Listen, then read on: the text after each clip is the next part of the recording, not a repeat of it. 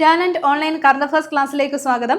ഇന്ന് നമ്മൾ ചർച്ച ചെയ്യുന്നത് ഏപ്രിൽ 27-28 തീയതികളിലെ ആനുകാലിക വിഷയങ്ങളാണ്. വരൂ ക്ലാസ്സിലേക്ക് കിടക്കാം.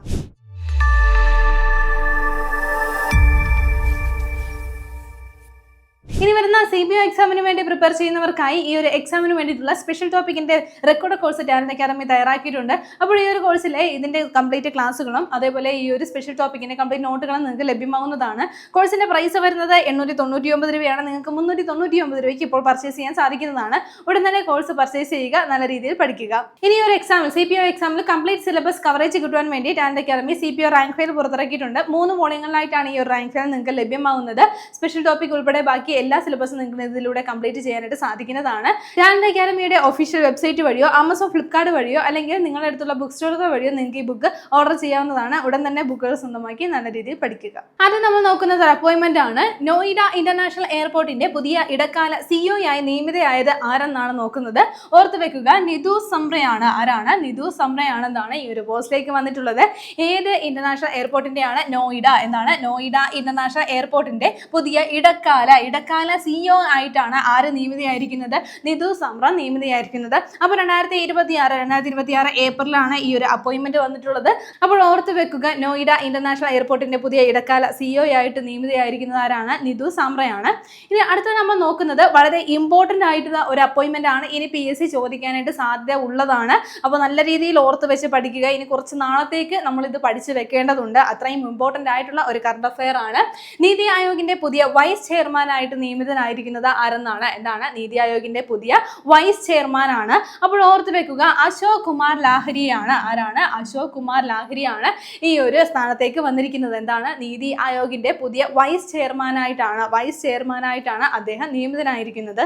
ഇതിനു മുമ്പ് നീതി ആയോഗിന്റെ വൈസ് ചെയർമാൻ സ്ഥാനം വഹിച്ചിരുന്ന ആരാണ്? സുമൻ കെ ബെറി ആയിരുന്നു ഇതിനു മുമ്പ് എന്താണ് നീതി ആയോഗിന്റെ വൈസ് ചെയർമാനായിട്ട് സ്ഥാനത്തുണ്ടായിരുന്നത്. അതാണ് നമ്മൾ കുറെ നാളുകൾ കൊണ്ട് പഠിച്ചുകൊണ്ടിരുന്നത്. അപ്പോൾ അത് മാറിയിരിക്കുകയാണ്. പുതിയ വൈസ് ചെയർമാൻ വന്നിരിക്കുകയാണ്. അശോക് കുമാർ ലാഹിരി ആണെന്നാണ് പുതിയ വൈസ് ചെയർമാനായിട്ട് വന്നിരിക്കുന്നത്. അപ്പോൾ ഓക്കെ, ഇനി നമ്മൾ പഠിക്കേണ്ടത് അശോക് കുമാർ ലാഹിരിയുടെ പ്രത്യേകതകളാണ്. അപ്പോൾ 2002 മുതൽ 2007 വരെ അദ്ദേഹം എന്താണ് നമ്മുടെ ഇന്ത്യയുടെ മുഖ്യ സാമ്പത്തിക ഉപദേഷ്ടാവായിട്ട് പ്രവർത്തിച്ചിട്ടുണ്ടായിരുന്നു. അപ്പോൾ എന്തു മുതലാണെന്ന് ഓർത്ത് വെക്കുക, 2002 മുതൽ 2007 വരെയാണ്. അപ്പോൾ എന്താണ് AB വാജ്പേയിയുടെ അതേപോലെ മൻമോഹൻ സിംഗിന്റെയൊക്കെ കാലഘട്ടത്തിലാണ് അദ്ദേഹം എന്താണ് ഇന്ത്യയുടെ മുഖ്യ സാമ്പത്തിക ഉപദേഷ്ടാവായിട്ട് ആ ഒരു പൊസിഷൻ വഹിച്ചിട്ടുണ്ടായിരുന്നു. മാത്രമല്ല അദ്ദേഹം 15ാമത് ധനകാര്യ കമ്മീഷനിൽ അംഗമായിരുന്നു. ആരാണ്? അശോക് കുമാർ ലാഹിരി എന്നുള്ള കാര്യം ഒന്ന് നോട്ട് ചെയ്യുക. ഇനി മറ്റൊരു പ്രത്യേകത എന്ന് പറഞ്ഞാൽ അദ്ദേഹം പശ്ചിമ ബംഗാളിൽ നിന്നുള്ള MLA ആണ്. നിലവിൽ അദ്ദേഹം എന്താണ്? പശ്ചിമ ബംഗാളിൽ നിന്നുള്ള MLA കൂടിയാണ്. ഇനി അദ്ദേഹം ഏഷ്യൻ ഡെവലപ്മെന്റ് ബാങ്ക്, ലോക ബാങ്ക്, അതേപോലെ ഇന്റർനാഷണൽ മോണിറ്ററി ഫണ്ട് എന്നിവിടങ്ങളിലും പ്രവർത്തിച്ചിട്ടുണ്ട്. അപ്പോൾ അദ്ദേഹമാണ് എന്താണ്? അശോക് കുമാർ ലാഹിരി അദ്ദേഹമാണെന്താണ് പുതിയ നീതി ആയോഗിന്റെ പുതിയ വൈസ് ചെയർമാനായിട്ട് വന്നിരിക്കുന്നത്. ഈ ഒരു അപ്പോയിന്റ്മെന്റിന്റെ കൂടെ തന്നെ നീതി ആയോഗിന്റെ മുഴുവൻ സമയ അംഗങ്ങളായിട്ട് കുറച്ചു പേരെ കൂടി സർക്കാർ നിയമിച്ചിട്ടുണ്ട്. അപ്പോൾ അവരുടെ പേര് കൂടി ഒന്ന് ഓർത്തു വെക്കുക. അതിലൊരാളാണ് രാജീവ് ഗൗബ. ഓർത്തു വെക്കുക, ആരാണ്? രാജീവ് ഗൗബ. ആരാണെന്ന് ഓർത്തു വെക്കുക, രാജീവ് ഗൗബയാണ്. ഓക്കെ, അതിലൊരാളാണ് രാജീവ് ഗൗബ. അടുത്ത വ്യക്തിയാണ് KV രാജു. ആരാണ്? KV രാജു എന്നുള്ള കാര്യം ഓർത്തു വെക്കുക. അടുത്ത വ്യക്തി ആരാണ്? KV രാജു ആണ്. അതേപോലെ മറ്റൊരു വ്യക്തിയാണ് ഗോബർധൻ ദാസ്. ആരാണ്? ഗോബർധൻ ദാസ് എന്നുള്ള കാര്യം ഒന്ന് നോട്ട് ചെയ്യുക. ഗോബർധൻ ദാസ്. അപ്പോൾ എന്താണ്? 3 പേരെ നമ്മൾ പറഞ്ഞു. ആരൊക്കെയാണ്? രാജീവ് ഗൗബ, അതേപോലെ KV രാജു, ഗോബർധൻ ദാസ്. അടുത്ത ഒരു വ്യക്തിയാണ് M ശ്രീനിവാസ്. ഓർത്തു വെക്കുക, എന്താണ്? M ശ്രീനിവാസ്. ആരാണ്? ഗോബർധൻ ദാസ്, അതേപോലെ M ശ്രീനിവാസ്. അടുത്തൊരു വ്യക്തിയാണ് അഭയ് കരണ്ടിക്കർ. എന്താണ്? അഭയ് കരണ്ടിക്കർ. ഓർത്തു വെക്കുക, അഭയ് കരണ്ടിക്കർ. അപ്പോൾ ഇത്രയും പേരാണ് എന്താണ് ഈ ഒരു പൊസിഷനിലേക്ക് കൂടി വന്നിട്ടുള്ളത്. എന്താണ്? നീതി ആയോഗിന്റെ എന്താ സ്ഥിരം അംഗങ്ങളായിട്ട്, മുഴുവൻ സമയം അംഗങ്ങളായിട്ട് കൂടി വന്നിരിക്കുകയാണ്. ആരൊക്കെയാണ്? രാജീവ് ഗൗബ, അതേപോലെ KV രാജു. ഇനി പറഞ്ഞിട്ടുള്ളത് ആരാണ്? ഗോബർധൻ എന്താണ്? ഗോബർധൻ ദാസ്, M ശ്രീനിവാസ, അഭയ് കരണ്ടിക്കർ എന്നിവരാണ് എന്താണ് മുഴുവൻ സമയ അംഗങ്ങളായിട്ട് നിയമിതരായിരിക്കുന്നത്. 2023 2026 ഏപ്രിലിൽ നിയമിതരായിരിക്കുന്നത്. ഇനി കഴിഞ്ഞ ഒരു ദിവസം തന്നെ നമ്മൾ എന്താണ് നീതി ആയോഗിലെ മറ്റൊരു ഇമ്പോർട്ടന്റ് അപ്പോയിന്റ്മെന്റ് പഠിച്ചിട്ടുണ്ടായിരുന്നു. BVR സുബ്രഹ്മണ്യം ആയിരുന്നു എന്താണ് നീതി ആയോഗിന്റെ CEO സ്ഥാനം വഹിച്ചിരുന്നത്. ഇപ്പോൾ അദ്ദേഹത്തിന് പകരമായിട്ട് വേറൊരു വ്യക്തി വന്നിരുന്നു. ആരാണ്? നിധി ചിബ്ബർ. നിധി ചിബ്ബർ എന്താണ് നീതി ആയോഗിന്റെ CEO സ്ഥാനം എന്താ അധിക ചുമതലയായിട്ട് ഏറ്റെടുത്തിരുന്നു. അങ്ങനെയാണെങ്കിൽ നീതി ആയോഗിന്റെ നിലവിലെ ചെയർമാൻ ആരാണെന്നുള്ളത് നിങ്ങളൊന്ന് കമന്റ് ചെയ്യുക. വളരെ ഇമ്പോർട്ടന്റ് ആയിട്ടുള്ള ഒരു വസ്തുതയാണ്. എന്താണ് നീതി ആയോഗിന്റെ ചെയർമാൻ ആരാണെന്ന് വളരെ സിമ്പിൾ ആയിട്ടുള്ള ഒരു ചോദ്യം കൂടിയാണ്. അത് ആരാണെന്ന് നിങ്ങൾ കമന്റ് ചെയ്യുക. ഓക്കെ, നമ്മൾ ചർച്ച ചെയ്ത പോയിന്റ് ഇതായിരുന്നു. നീതി ആയോഗിന്റെ പുതിയ വൈസ് ചെയർമാൻ ആരെന്ന് ഓർത്തു വെക്കുക. അശോക് കുമാർ ലാഹ്രിയാണ് പുതിയ വൈസ് ചെയർമാൻ. അടുത്ത നമ്മൾ നോക്കുന്ന പോയിന്റ് ഇതാണ്. പ്രസ് കൗൺസിൽ ഓഫ് ഇന്ത്യയുടെ ചെയർപേഴ്സണായി വീണ്ടും നിയമിതയായത് ആരെന്നാണ്. ഓർത്തു വെക്കുക, രഞ്ജന പ്രകാശ് ദേശായി ആണ്. ആരാണ്? രഞ്ജന പ്രകാശ് ദേശായി ആണ് ഈ ഒരു പോസ്റ്റിലേക്ക് വന്നിട്ടുള്ളത്. എന്താണ്? പ്രസ് കൗൺസിൽ ഓഫ് ഇന്ത്യയുടെ ചെയർപേഴ്സൺ ആയിട്ട് വീണ്ടും നിയമിതയായത് എന്നാണ് പറഞ്ഞിരിക്കുന്നത്. അങ്ങനെയാണെങ്കിൽ ആദ്യം ഏത് വർഷമാണ് നിയമിതയായിട്ടുണ്ടായിരുന്നത്? 2002ലാണ് എന്താണ് ജസ്റ്റിസ് രഞ്ജന പ്രകാശ് ദേശായി ആദ്യമായിട്ട് പ്രസ് കൗൺസിൽ ഓഫ് ഇന്ത്യയുടെ ഈ ചെയർപേഴ്സൺ ആയിട്ട് വന്നത്. അപ്പോൾ ഈ ഒരു വരവോട് കൂടിയിട്ട് ഈ ഒരു സ്ഥാനത്തേക്ക് വരുന്ന, അതായത് പ്രസ് കൗൺസിൽ ഓഫ് ഇന്ത്യയുടെ ചെയർപേഴ്സൺ ആവുന്ന ആദ്യ വനിത കൂടിയായി മാറിയിരുന്നു ആരാണ്? രഞ്ജന പ്രകാശ് ദേശായി എന്നുള്ള കാര്യം ഒന്ന് നോട്ട് ചെയ്യുക. അപ്പോൾ ഈ ഒരു കാലാവധിക്ക്, അതായത് 2022 അപ്പോയിന്റ്മെന്റിന്റെ ആ ഒരു കാലാവധി അവസാനിച്ചതിന് ശേഷം വീണ്ടും ആ ഒരു സ്ഥാനത്തേക്ക് വന്നിരിക്കുകയാണ് ആരാണ്? രഞ്ജന പ്രകാശ് ദേശായി.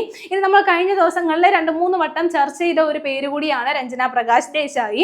നമ്മൾ പറഞ്ഞിരുന്നു കേന്ദ്ര സർക്കാർ നിയമിച്ച 8ാം ശമ്പള കമ്മീഷന്റെ അധ്യക്ഷ ആര് തന്നെയാണ്? അതും രഞ്ജന പ്രകാശ് ദേശായി തന്നെയാണ്. ഇന്ത്യയിലെ ഒരു കേന്ദ്ര ശമ്പള കമ്മീഷന്റെ അധ്യക്ഷ സ്ഥാനത്തേക്ക് വരുന്ന ആദ്യ വനിത കൂടിയായി മാറിയ ആരാണ്? രഞ്ജന പ്രകാശ് ദേശായി എന്നുള്ള കാര്യം നോട്ട് ചെയ്യുക. ഇനി നമ്മൾ റീസെന്റ് ആയിട്ട് പറഞ്ഞ ഒരു കാര്യമായിരുന്നു ഛത്തീസ്ഗഡ്, ഗുജറാത്ത്, ഉത്തരാഖണ്ഡ് തുടങ്ങിയ സംസ്ഥാനങ്ങളിൽ യൂണിഫോം സിവിൽ കോഡ് നടപ്പിലാക്കുന്നതിന് വേണ്ടിയിട്ടുള്ള ഡ്രാഫ്റ്റിംഗ് കമ്മിറ്റി, ആ ഒരു നിയമത്തിന് വേണ്ടിയിട്ടുള്ള ഡ്രാഫ്റ്റിംഗ് കമ്മിറ്റിയുടെ അധ്യക്ഷയായിട്ട് വന്നതും ആര് തന്നെയാണ്? രഞ്ജന പ്രകാശ് ദേശായി ആണ്. അപ്പോൾ അത്രയും ഇമ്പോർട്ടന്റ് ആയിട്ടുള്ള ഒരു വ്യക്തികളാണ്. PSCക്ക് എവിടെ നിന്ന് വേണമെങ്കിലും ഇനി ഈ ഒരു കണ്ടിൽ നിന്ന്, ഈ ഒരു വ്യക്തിയിൽ നിന്നും എന്താണ് ചോദ്യങ്ങൾ ചോദിക്കാനായിട്ട് സാധ്യത ഉള്ളതാണ്. അപ്പോൾ നമ്മൾ പഠിച്ച ചോദ്യം ഇതാണ്. പ്രസ് കൗൺസിൽ ഓഫ് ഇന്ത്യയുടെ ചെയർപേഴ്സൺ ആയിട്ട് വീണ്ടും നിയമിതയായിരിക്കുന്നത് ആരാണ്? രഞ്ജന പ്രകാശ് ദേശായി ആണ്. അടുത്തൊരു പുരസ്കാരമാണ് നമ്മൾ ചർച്ച ചെയ്യുന്നത്. 2026 ഐക്യരാഷ്ട്രസഭയുടെ 4ാമത് ജെൻഡർ ഈക്വാളിറ്റി മൊബിലൈസേഷൻ അവാർഡ് സ്വന്തമാക്കിയ മുനിസിപ്പൽ കോർപ്പറേഷൻ ഏതെന്നാണ്.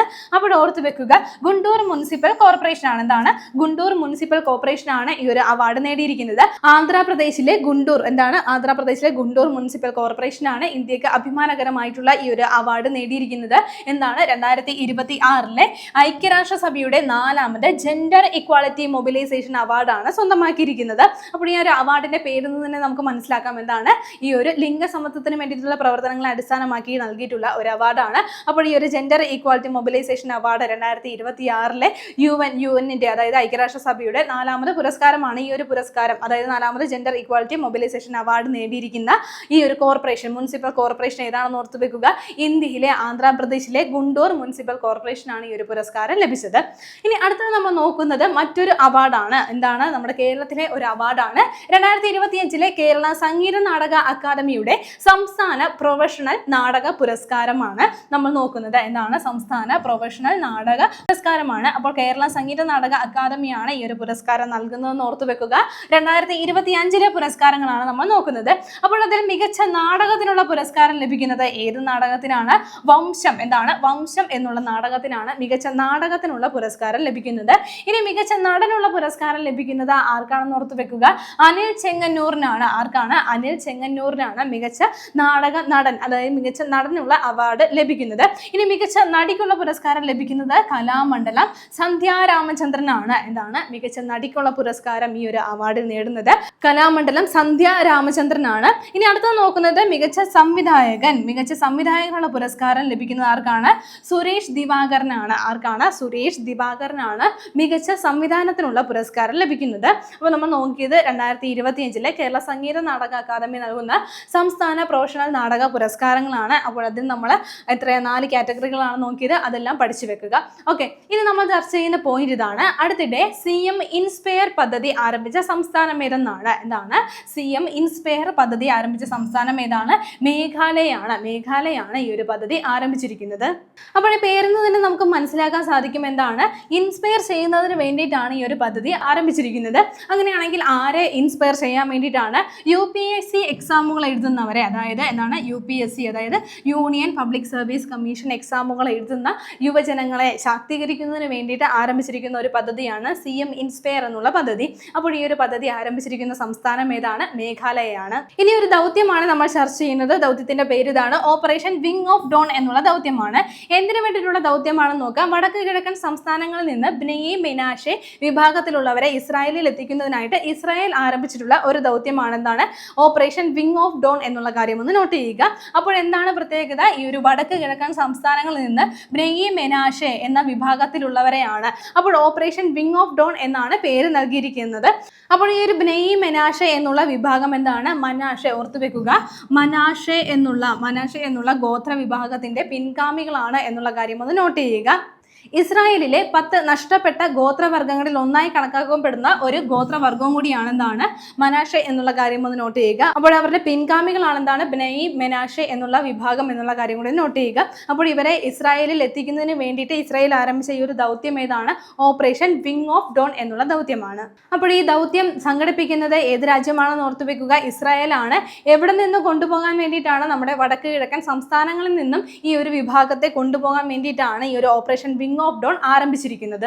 അടുത്ത നമ്മൾ നോക്കുന്ന പോയിന്റ് ഇതാണ്, ഇന്ത്യയുടെ ആദ്യത്തെ തദ്ദേശീയ അതിവേഗ ഇലക്ട്രിക് ബുള്ളറ്റ് ട്രെയിനായ B28 കോച്ചുകൾ നിർമ്മിക്കുന്നതിനായി അടുത്തിടെ ഉദ്ഘാടനം ചെയ്ത പുതിയ നിർമ്മാണ കേന്ദ്രം ഏതെന്നാണ്? ഓർത്തുവെക്കുക, ആദിത്യ എന്നുള്ള പുതിയ നിർമ്മാണ കേന്ദ്രമാണ് ഉദ്ഘാടനം ചെയ്യപ്പെട്ടത്. ഇത് എന്തിനു വേണ്ടിയിട്ടുള്ളതാണെന്ന് ഓർത്തുവെക്കുക, ഇന്ത്യയുടെ തന്നെ ആദ്യത്തെ തദ്ദേശീയ അതിവേഗ ഇലക്ട്രിക് ബുള്ളറ്റ് ട്രെയിൻ ആയിട്ടുള്ള B28 കോച്ചുകൾ നിർമ്മിക്കുന്നതിനായിട്ട് അടുത്തിടെ ഉദ്ഘാടനം ചെയ്തിട്ടുള്ള ഒരു കേന്ദ്രമാണിത്. എവിടെയാണ് ഇത് ഉദ്ഘാടനം ചെയ്തത് എന്നുള്ള കാര്യം കൂടി ഒന്ന് നോട്ട് ചെയ്യുക. ബംഗളൂരുവിലാണ് ഉദ്ഘാടനം ചെയ്തത്. ഇനി ആരാണ് ഉദ്ഘാടനം ചെയ്തത്? നമ്മുടെ കേന്ദ്ര റെയിൽവേ മന്ത്രിയായിട്ടുള്ള അശ്വിനി വൈഷ്ണവാണ് ഈ ഒരു സെന്റർ ഉദ്ഘാടനം ചെയ്തത്. അപ്പോൾ ഓർത്തു വെക്കുക, ഈ ഒരു നിർമ്മാണ കേന്ദ്രം ഏതാണ്? ആദിത്യ എന്നുള്ള നിർമ്മാണ കേന്ദ്രമാണ്. ഇനി അടുത്ത നമ്മൾ ചർച്ച ചെയ്യുന്ന പോയിന്റ് ഇതാണ്, ബസ്ര മെമ്മോറിയൽ സ്ഥിതി ചെയ്യുന്ന രാജ്യം ഏതെന്നാണ്? എന്താണ്? ബസ്ര മെമ്മോറിയൽ സ്ഥിതി ചെയ്യുന്ന രാജ്യം ഏതാണ്? ഇറാഖിലാണ് ബസ്ര മെമ്മോറിയൽ സ്ഥിതി ചെയ്യുന്നത്. അപ്പോൾ ഇതിന്റെ ആനുകാലിക പ്രാധാന്യം എന്താണെന്ന് ചോദിച്ചാൽ, 1-ാം ലോക മഹായുദ്ധ കാലത്ത് ഇറാഖില് ബ്രിട്ടീഷ് സാമ്രാജ്യത്തിന് വേണ്ടിയിട്ട് യുദ്ധം ചെയ്ത ഇന്ത്യക്കാരെ, അതായത് 33,000-ഓളം ഇന്ത്യൻ സൈനികരുടെ പേരുകൾ എന്താണ് ഈ ഒരു മെമ്മോറിയൽ, അതായത് ബസ്ര മെമ്മോറിയൽ എന്താണ് ഇവരുടെ പേരുകൾ എന്താണ് ഉൾപ്പെടുത്തിയിരിക്കുകയാണ്. ഡിജിറ്റൽ രൂപത്തിൽ ആദ്യമായിട്ട് ഉൾപ്പെടുത്തിയിരിക്കുകയാണ്. അപ്പോൾ അത് എവിടെയാണെന്നുള്ള കാര്യം ഒന്ന് പഠിക്കുക. ഇറാഖിലാണ് ബസ്ര മെമ്മോറിയൽ സ്ഥിതി ചെയ്യുന്നത്. അപ്പോൾ ഇറാഖിൽ 1-ാം ലോക മഹായുദ്ധത്തിന്റെ കാലഘട്ടത്തിൽ അതിന് യുദ്ധം ചെയ്ത് വീരമൃത്യു വരിച്ച ഇന്ത്യൻ സൈനികരുടെ, അതായത് 33,000 പേരുടെ എന്താണ് പേരുകൾ ഡിജിറ്റൽ രൂപത്തിൽ ഇവിടെ ഉൾപ്പെടുത്തിയിരിക്കുകയാണ്. അടുത്ത നമ്മൾ നോക്കുന്നത് ഒരു മരുന്നുമായി ബന്ധപ്പെട്ട പോയിന്റ് ആണ്. എന്തിനുള്ള മരുന്നാണെന്ന് നോക്കാം. നവജാത ശിശുക്കൾക്കും അതേപോലെ കൈക്കുഞ്ഞുങ്ങൾക്കുമായിട്ട് ലോകാരോഗ്യ സംഘടന പ്രീ ക്വാളിഫിക്കേഷൻ അംഗീകാരം നൽകിയ ആദ്യ മലേറിയ മരുന്ന് ഏതെന്നാണ്? അപ്പോൾ ആ മരുന്നിന്റെ പേരൊന്ന് ഓർത്ത് വെക്കാം. ആർട്ടമെദർ ലുമേഫാൻട്രിൻ എന്നുള്ളതാണ്. ലുമേഫാൻട്രിൻ എന്നുള്ള മെഡിസിൻ ആണ്. അപ്പോൾ എന്താണ് പ്രത്യേകത? ആരോഗ്യ സംഘടനയുടെ പ്രീ ക്വാളിഫിക്കേഷൻ അംഗീകാരം ലഭിച്ചിരിക്കുകയാണ്. ഈ മരുന്ന് എന്തിനു വേണ്ടിയിട്ടാണെന്ന് പറഞ്ഞു? നവജാത ശിശുക്കൾക്കും അതേപോലെ കൈക്കുഞ്ഞുങ്ങൾക്കുമായിട്ട് വേണ്ടിയിട്ടാണ്. അപ്പോൾ എന്താണ് ഇത്തരത്തിലെ അംഗീകാരം നൽകുന്ന ആദ്യ മലേറിയ മരുന്നാണിത് എന്നുള്ള കാര്യം കൂടി ഒന്ന് നോട്ട് ചെയ്യുക. ഇനി അടുത്ത നമ്മൾ നോക്കുന്ന പോയിന്റ്, ഡാക്കി ഉപഗ്രഹം വിക്ഷേപിച്ച രാജ്യം ഏതെന്നാണ്? DAQ-2 ഉപഗ്രഹം DQ-2 ഉപഗ്രഹം വിക്ഷേപിച്ച രാജ്യം ഏതെന്നാണ്? ചൈനയാണ് ഈ ഒരു ഉപഗ്രഹം വിക്ഷേപിച്ചിരിക്കുന്നത്. അന്തരീക്ഷത്തിലെ ഹരിതഗൃഹ വാതകങ്ങളുടെ മലിനീകരണ തോത് കൃത്യമായിട്ട് മനസ്സിലാക്കുന്നതിന് വേണ്ടിയിട്ടാണ്, നിരീക്ഷിക്കുന്നതിന് വേണ്ടിയിട്ടാണ് ഈ ഒരു ഉപഗ്രഹം വിക്ഷേപിച്ചിരിക്കുന്നത്. അപ്പോൾ ഏത് രാജ്യമാണ്? ചൈനയാണ് DAQ-2 ഉപഗ്രഹം വിക്ഷേപിച്ച രാജ്യം. അടുത്ത സ്പോർട്സുമായി ബന്ധപ്പെട്ട പോയിന്റുകളാണ് നോക്കുന്നത്. വേൾഡ് ബാഡ്മിന്റൺ ഫെഡറേഷന്റെ പുതിയ തീരുമാനപ്രകാരം 2027 ജനുവരി മുതൽ നിലവിൽ വരുന്ന പുതിയ സ്കോറിംഗ് രീതി ഏതെന്നാണ്? അപ്പോൾ ഓർത്ത് വെക്കുക, 3x15 3x15 എന്നുള്ള പുതിയ സ്കോറിംഗ് രീതിയാണ് വരുന്നത്. അപ്പോൾ ഇതിന് മുമ്പ് നിലനിന്നിരുന്നത് 3x21 എന്നുള്ളതായിരുന്നു. സ്കോറിംഗ് രീതി ഏതായിരുന്നു? ഇപ്പോൾ നിലവിലുള്ളത് ഏതാണ്? അത് 3x21 എന്നുള്ള രീതിയിലാണ്. അതായത് 3 ഗെയിമുകളിൽ നിന്ന് 21 പോയിന്റുകൾ നേടണം എന്നുള്ളതാണ്. അപ്പോൾ ഇനി വരാൻ പോകുന്നത് എന്താണെന്ന് ഓർത്ത് വെക്കുക 2027 ജനുവരി മുതൽ 3x15 അതായത് 3 ഗെയിമുകളിൽ നിന്ന് 15 പോയിന്റുകൾ നേടണം എന്നുള്ള നിലയിൽ വരികയാണ്. പുതിയ സ്കോറിംഗ് രീതി വരികയാണ്. അപ്പോൾ ഈ ഒരു മാറ്റത്തിന് കാരണം, ഇങ്ങനെ സ്കോറിംഗ് രീതി മാറുന്നതിന് കാരണം എന്താണ്? മത്സരത്തിന്റെ ദൈർഘ്യം കുറക്കുക, അതേപോലെ തന്നെ 80-90 മിനിറ്റുകളിൽ നിന്ന് കളിക്കുമ്പോഴത്തേക്ക് കളിക്കാർക്കുണ്ടാവുന്ന ക്ഷീണവും അതേപോലെ ശാരീരികമായിട്ടുള്ള ബുദ്ധിമുട്ടുകളൊക്കെ മാറ്റുന്നതിന് വേണ്ടിയിട്ട്, കുറയ്ക്കുന്നതിന് വേണ്ടിയിട്ട് കൂടിയിട്ടാണ് ഈ ഒരു സ്കോറിംഗ് രീതിയിൽ മാറ്റം ഉണ്ടാവുന്നത്. അപ്പോൾ 2027 ജനുവരി മുതലാണ് പുതിയ ഈ ഒരു സ്കോറിംഗ് രീതി വരുന്നത്. അത് എത്രയായിരിക്കും? 3x15 എന്നുള്ള രീതിയിലായിരിക്കും വരുന്നത്. അടുത്ത നമ്മൾ നോക്കുന്ന പോയിന്റ് ഇതാണ്. IPL-ൽ ഒരു ഇന്ത്യൻ താരത്തിന്റെ ഏറ്റവും ഉയർന്ന വ്യക്തിഗത സ്കോർ നേടിയിരിക്കുന്നത് ആരെന്നാണ്? ഓർത്തു വെക്കുക, ലോകേഷ് രാഹുൽ ആണ്. ആരാണ്? ലോകേഷ് രാഹുൽ ആണ് പുതിയ ഒരു റെക്കോർഡ് നേടിയിരിക്കുന്നത്. എന്താണ്? IPL-ൽ ഒരു ഇന്ത്യൻ താരത്തിന്റെ ഏറ്റവും ഉയർന്ന വ്യക്തിഗത സ്കോർ എന്നുള്ള നേട്ടമാണ് സ്വന്തമാക്കിയിരിക്കുന്നത്. 152 റൺസ് ആണ് അദ്ദേഹം നേടിയത്. 152 റൺസ് ആണ് നേടിയിരിക്കുന്നത്. ഇതിലൂടെ മറ്റൊരു റെക്കോർഡ് കൂടി വന്നിരിക്കുകയാണ്. അതായത് വ്യക്തിഗത സ്കോർ 150-ന് മുകളിൽ പോയ ആദ്യ ഇന്ത്യൻ താരവും കൂടിയാണ്. ആരാണ്? ലോകേഷ് രാഹുൽ എന്നുള്ള കാര്യം ഒന്ന് നോട്ട് ചെയ്യുക. ഒരു ഇന്ത്യൻ താരത്തിന്റെ തന്നെ ഏറ്റവും ഉയർന്ന വ്യക്തിഗത സ്കോർ നേടിയ താരവും ആര് തന്നെയാണ്? അത് ലോകേഷ് രാഹുൽ ആണ്. അതേപോലെ IPL-ൽ ഒരു ഇന്നിംഗ്സിൽ 150-ലധികം സ്കോർ നേടിയിട്ടുള്ള ആദ്യ ഇന്ത്യൻ താരവും ആര് തന്നെയാണ്? ലോകേഷ് രാഹുൽ ആണ്. ഇനി നമ്മൾ നോക്കുകയാണെങ്കിൽ IPL-ൽ ഒരു താരത്തിന്റെ ഏറ്റവും ഉയർന്ന വ്യക്തിഗത സ്കോർ നേടിയിരിക്കുന്ന ആരാണ്? ക്രിസ് ഗെയിൽ ആണ്. എന്താണ്? ഒരു താരത്തിന്റെ ഏറ്റവും ഉയർന്ന വ്യക്തിഗത സ്കോർ നേടിയിരിക്കുന്നത് ക്രിസ് ഗെയിൽ ആണ്. ഒരു ഇന്ത്യൻ താരത്തിന്റെ ഏറ്റവും ഉയർന്ന വ്യക്തിഗത സ്കോർ നേടിയിരിക്കുന്നത് രാഹുൽ ആണ്. അപ്പോൾ ആ ഒരു വ്യത്യാസം മനസ്സിലാക്കി തന്നെ പഠിക്കുക. അടുത്ത നമ്മൾ നോക്കുന്നത് മറ്റൊരു റെക്കോർഡാണ്. IPL-ൽ 5000 റൺസ് നേടിയ ആദ്യ മലയാളി ആരെന്നാണ്? ഓർത്തു വെക്കുക, സഞ്ജു സാംസൺ ആണ്. ആരാണ്? സഞ്ജു സാംസൺ ആണ്. എന്താണ് പ്രത്യേകത നോട്ട് ചെയ്യുക? IPL-ൽ 5000 റൺസ് നേടിയ ആദ്യ മലയാളിയായിട്ട് മാറിയിരിക്കുകയാണ്, മലയാളി താരമായിരിക്കുകയാണ് സഞ്ജു സാംസൺ. മറ്റൊരു പ്രത്യേകത കൂടിയുണ്ട്. IPL-ൽ 5000 റൺസ് ഏറ്റവും വേഗതയിൽ നേടിയിട്ടുള്ള ഇന്ത്യൻ താരവും ആര് തന്നെയാണ്? സഞ്ജു സാംസൺ ആണ്. എന്താണ്? IPL-ൽ 5000 റൺസ് ഏറ്റവും ഫാസ്റ്റ് ആയിട്ട് നേടിയ, വേഗത്തിൽ നേടിയിട്ടുള്ള ഇന്ത്യൻ താരം ആര് തന്നെയാണ്? സഞ്ജു സാംസൺ ആണ്. അപ്പോൾ ഓർത്തു വെക്കുക, IPL-ൽ 5000 റൺസ് നേടിയ ആദ്യ മലയാളിയായി മാറിയിരിക്കുകയാണ് സഞ്ജു സാംസൺ. ഇനി ഒരു വിയോഗമാണ് നമ്മൾ ചർച്ച ചെയ്യുന്നത്. 2026 ഏപ്രിൽ അന്തരിച്ച ലോക പ്രശസ്ത ഫോട്ടോഗ്രാഫർ ആരെന്നാണ്? ഒന്ന് നോട്ട് ചെയ്യുക, രഘുനാഥ് റായ് ചൗധരിയാണ്. ആരാണ്? രഘുനാഥ് റായ് ചൗധരിയാണ്. അപ്പോൾ രഘുനാഥ് റായ് എന്നാണ് കോമൺ ആയിട്ട് അറിയപ്പെടുന്നത്. അദ്ദേഹത്തിന്റെ ഫുൾ നെയിം നമ്മൾ പഠിച്ചു വെക്കുക, രഘുനാഥ് റായ് ചൗധരി എന്നാണ്. അപ്പോൾ അദ്ദേഹം അന്തരിച്ചിരിക്കുകയാണ്. 2026 ഏപ്രിലാണ് അദ്ദേഹം അന്തരിച്ചത്. ഇനി അദ്ദേഹം ജനിച്ചതെന്നാണെന്ന് ഓർത്ത് വെക്കാം, 1942 ഡിസംബർ 18-നാണ് അദ്ദേഹം ജനിച്ചത്. 1942 ഡിസംബർ 18 ധാങ്ങിൽ, നിലവിലെ പാകിസ്ഥാനിലെ ഒരു പ്രദേശമാണ്, ധാങ്ങിലാണ് അദ്ദേഹം ജനിച്ചത്. ഇന്ത്യൻ ഫോട്ടോഗ്രാഫിയുടെ പിതാവ്, ഇന്ത്യൻ ഫോട്ടോ ജേർണലിസത്തിന്റെ പിതാവ് എന്നിങ്ങനെ അറിയപ്പെടുന്നവരാണ് രഘുനാഥ് റായ് ആണ്. എന്താണ്? ഇന്ത്യൻ ഫോട്ടോഗ്രാഫിയുടെ പിതാവ്, ഇന്ത്യൻ ഫോട്ടോ ജേർണലിസത്തിന്റെ പിതാവ് എന്നിങ്ങനെ അറിയപ്പെടുന്നത് രഘുനാഥ് റായ് ആണ്. അതേപോലെ ഭോപ്പാൽ ദുരന്തത്തിന്റെ മുഖചിത്രങ്ങളിൽ ഒന്നായ പാതി തുറന്ന കണ്ണുകളോട് കൂടിയിട്ടുള്ള പിഞ്ചു ബാലന്റെ ചിത്രം, അത് ലോകം കണ്ടത് ആരിലൂടെയാണ്? രഘുനാഥ് റായിലൂടെയാണ് കണ്ടിട്ടുള്ളത്. മാത്രമല്ല ഇന്ദിരാഗാന്ധി മുതൽ പല നമ്മുടെ ഭരണാധികാരികളുടെയും ചിത്രങ്ങൾ നമ്മൾ രഘുനാഥ് റായിയുടെ ക്യാമറ കണ്ണുകളിലൂടെയാണ് കണ്ടിട്ടുള്ളത്. മാത്രമല്ല മദർ തെരേസയുടെ ചിത്രങ്ങൾ ഏറ്റവും കൂടുതൽ പകർത്തിയിട്ടുള്ള ഫോട്ടോഗ്രാഫർ എന്നുള്ള പേരും അദ്ദേഹത്തിനുണ്ട്. ഇനി ഭോപ്പാൽ വാതക ദുരന്തം അദ്ദേഹം കവർ ചെയ്തിട്ടുണ്ടായിരുന്നു. ഇതിനെക്കുറിച്ച് അദ്ദേഹം പിന്നീട് പുസ്തകം എഴുതുകയും ഡോക്യുമെന്ററി തയ്യാറാക്കുകയും ചെയ്തിരുന്നു. അദ്ദേഹം ഇതിനെക്കുറിച്ച് എഴുതിയ ആ ഒരു പുസ്തകം ഏതാണെന്ന് നോട്ട് ചെയ്ത് വെക്കുക. എക്സ്പോഷർ എ കോർപ്പറേറ്റ് ക്രൈം എന്നുള്ളതാണ് ഈ ഒരു പുസ്തകത്തിന് നൽകിയിട്ടുള്ള പേര്.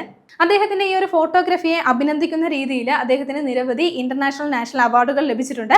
1972-ലാണ് അദ്ദേഹത്തിന് പത്മശ്രീ പുരസ്കാരം ലഭിച്ചത്. എന്നാണ് 1972-ലാണ് അദ്ദേഹത്തിന് പത്മശ്രീ പുരസ്കാരം ലഭിച്ചത്.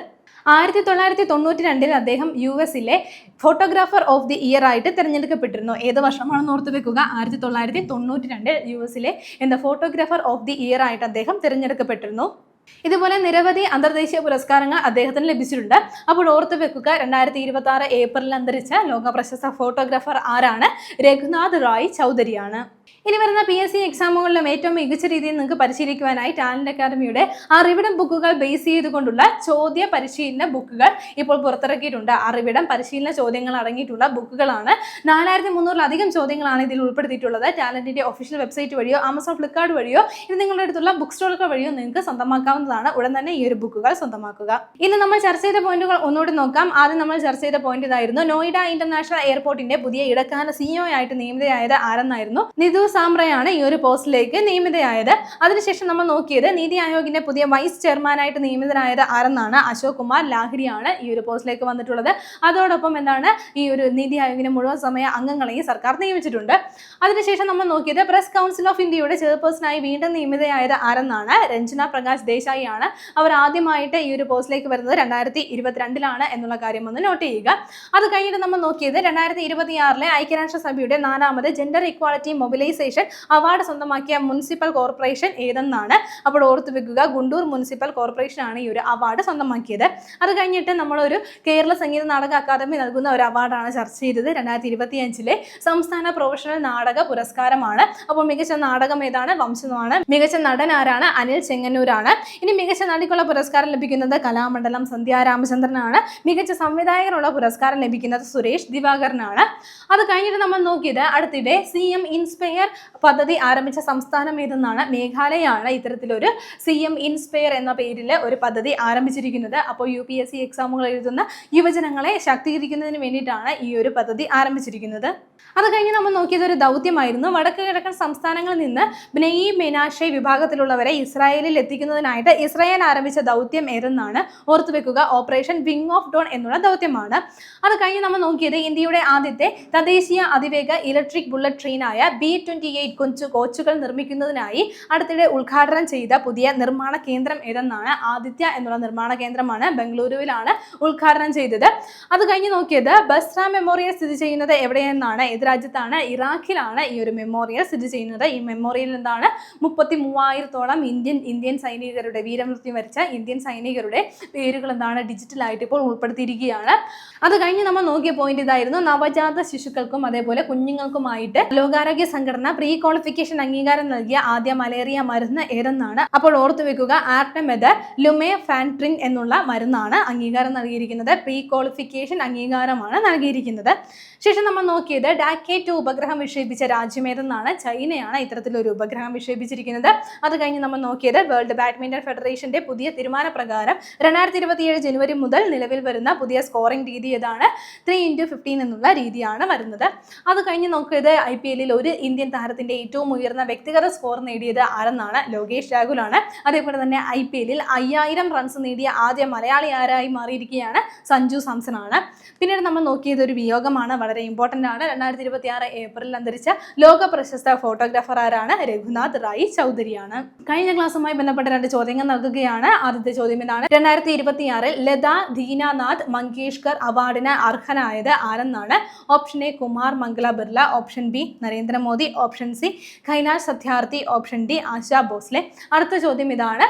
അടുത്തിടെ ഇംഗ്ലീഷിനൊപ്പം ഖാസി ഗാരോ ഭാഷകൾ ഔദ്യോഗിക ഭാഷകളായി അംഗീകരിക്കപ്പെട്ട സംസ്ഥാനം ഏതെന്നാണ്. Option A Assam, option B Meghalaya, option C Tripura, option D Sikkim. ശരി ഉത്തരങ്ങൾ താഴെ കമന്റ് ചെയ്യുക. കഴിഞ്ഞ ക്ലാസ്സിൽ നൽകിയിരുന്ന ചോദ്യങ്ങളുടെ ഉത്തരങ്ങൾ ചർച്ച ചെയ്യാം. ആദ്യത്തെ ചോദ്യം ഇതായിരുന്നു. 4ാമത് ഇന്ത്യ ആഫ്രിക്ക ഫോറം ഉച്ചകോടിയുടെ വേദി എവിടെയെന്നായിരുന്നു ചോദ്യം. ശരി ഉത്തരം ഏതാണ്? ഓപ്ഷൻ ഡി ആണ്. ന്യൂഡൽഹിയാണ് വേദിയായത്. അടുത്ത ചോദ്യം ഇതാണ്. 2026 ഏപ്രിലിൽ ഇന്ത്യ സന്ദർശിച്ച ക്രിസ്റ്റ്യൻ സ്റ്റോക്കർ ഏത് രാജ്യത്തിലെ ചാൻസലർ എന്നായിരുന്നു ചോദ്യം. ശരി ഉത്തരം ഏതാണ്? ഓപ്ഷൻ എ ആണ്. ഓസ്ട്രിയയുടെ ചാൻസലർ ആണ് ക്രിസ്റ്റ്യൻ സ്റ്റോക്കർ. ഓർത്തു വെക്കുക. ഇന്ന് നമ്മൾ ചർച്ച ചെയ്ത പോയിന്റുകൾ എല്ലാവർക്കും മനസ്സിലായി കാണുമെന്ന് വിശ്വസിക്കുന്നു. നന്നായി പഠിക്കുക, നന്നായി മുന്നേറുക. മറ്റൊരു ക്ലാസ്സുമായി വീണ്ടും കാണാം.